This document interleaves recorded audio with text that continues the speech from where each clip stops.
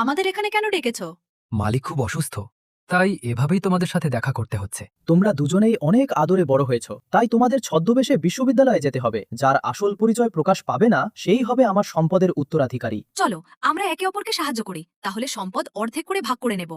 ঠিক আছে, ডিল। খবরদার, একে অপরকে সাহায্য করার কথা ভাববে না। আমার সম্পদ কেবল একজনই পাবে। তোমরা চাইলে একে অপরের ক্ষতি করতে পারো, বা একজনের গোপন কথা অন্যজন ফাঁস করে দিতে পারো। ম্যাম, আপনাদের ব্যাগ তৈরি, আজই আপনাদের যেতে হবে। এই পোশাকগুলো তো অনেক দামি, আমাদের পরিচয় ফাঁস করে দেব। দামি সুটকেসের দরকার নেই।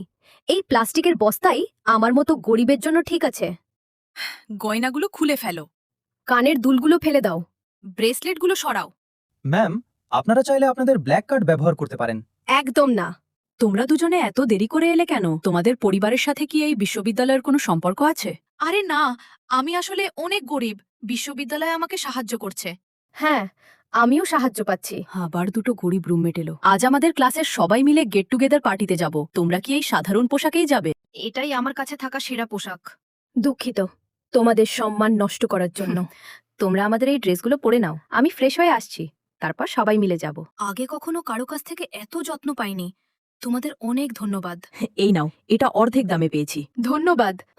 এটা তো দারুণ খেতে।